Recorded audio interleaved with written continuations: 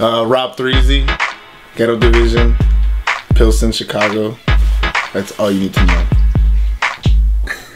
Let's do it again.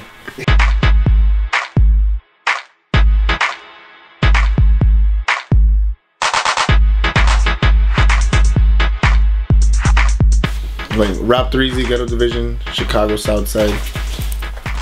My name came about, I'd say, 10 years ago. The reason it's Rob Threezy is because I had third Rob in my family, and I just thought it'd be a cool name, you know, something different.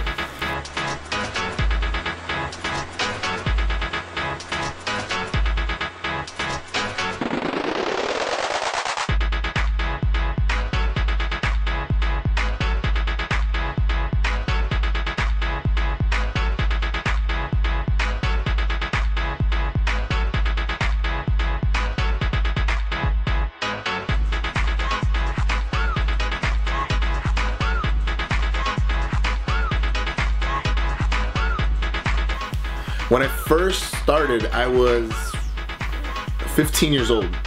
About to turn 16, I was still in high school. I had no idea what was really going on. I didn't really know, you know, what I wanted to do.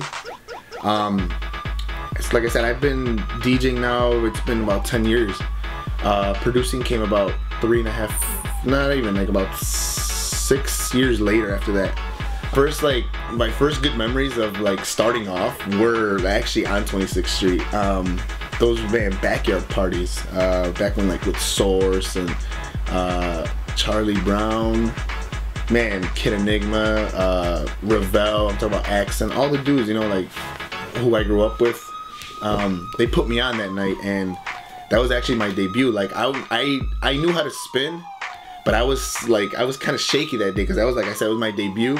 And I was just, honestly, I was all about just scratching and just doing like turntablism, like tricks and just doubles, and I kind of like just surpassed that, and I went on to blending records and incorporating my scratch skills to that, you know, because my influence was Bad Boy Bill at the time. He still is, but now it's like knowing that I have like the vision, the mentality, or not the mentality, but like I just have a vision of where I want to go with now.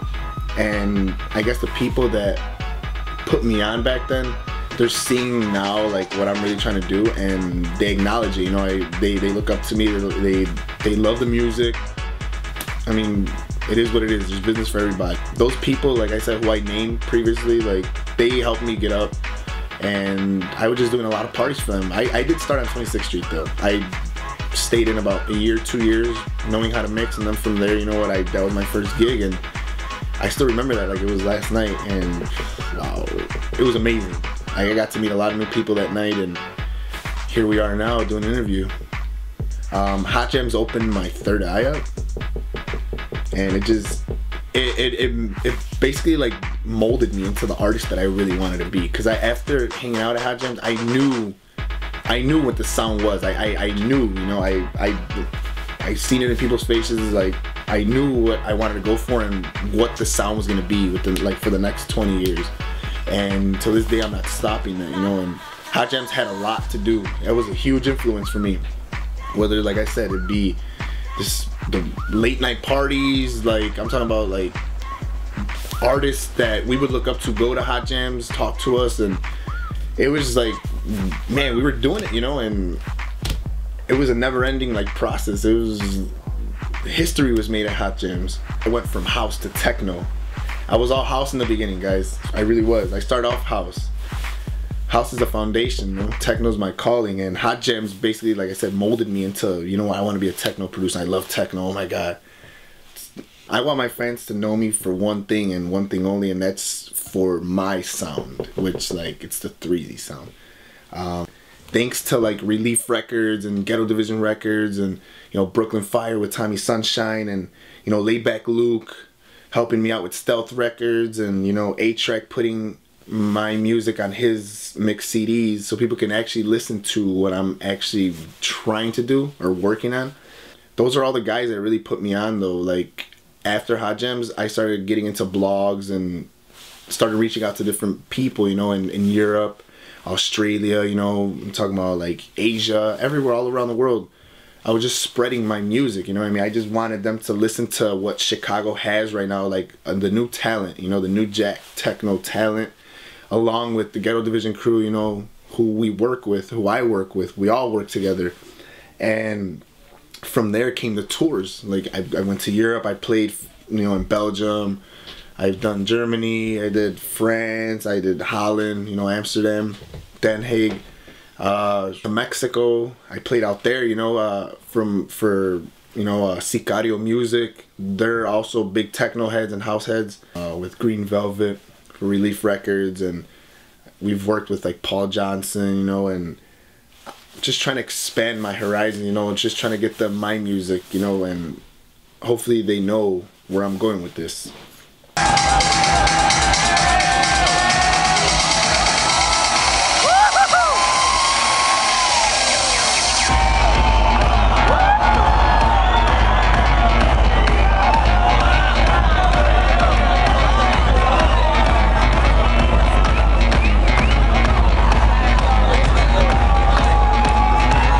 As far as helping my community out, which is Pilsen and will always be Pilsen, you know, till I die, is like just showing these young teenagers here, these young kids that are, you know, not really fond of what's really going on in the music world, or they're just too distracted by gang culture or just, you know, just danger in general. Just showing them and like just working on stuff so they know that there actually is hope outside of gangs. You know, that's not like a lifestyle you should really live. It is dangerous, you know, like you live by the gun, you die by the gun, and that wasn't me. You know, I have a different vision. I want these young kids nowadays, you know, to follow what I'm actually doing, along with my friends, you know, with Ghetto Division crew, you know, and we want to just get the community involved, you know, doing like We Are Hip Hop events, you know, whether it be even like block parties, even doing like free shows, you know, at like the APO, just to get kids like, wow, you know what, like these guys, I want to be a role model to them, you know, like how my dad was a role model to me, you know, when I was growing up. And like I just don't want these kids to get easily influenced. Like they do get easily influenced by the gangs out here, and they get brainwashed. And if they were to come up to me, you know, trying to ask me, oh, how do you do this? You know what, let's go, you know, like I'll help you guys out, and just so they won't like stay stuck in that mentality. Music to me, well, like that was my drug.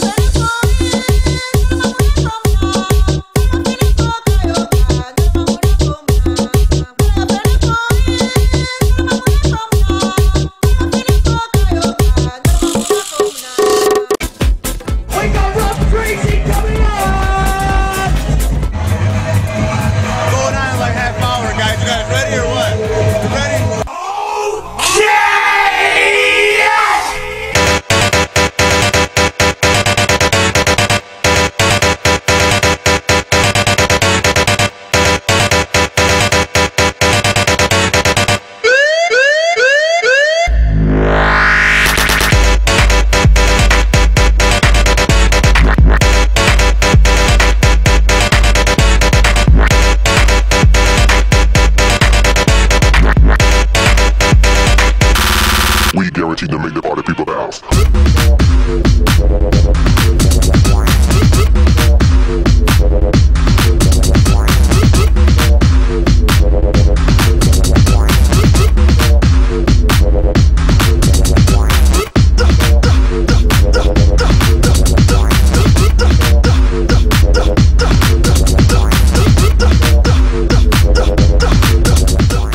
So what I'm gonna say is,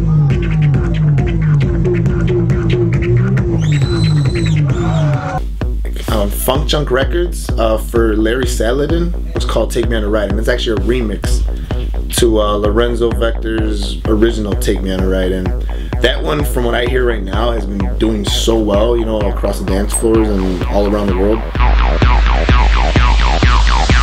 Prior to that, I had a hit. Like I'm not just gonna say, oh yeah, it was a regular song. No, it was a hit.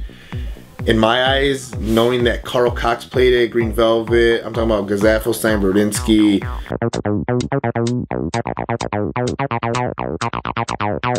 I will be putting up freebies. I have freebies on my SoundCloud. SoundCloud.com/Rob Threezy. You can find all my information. You can even follow me on Twitter.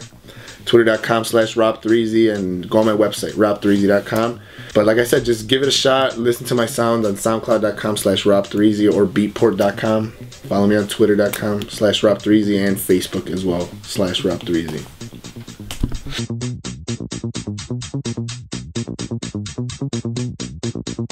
This is Rob Threezy, and you're on Prende TV.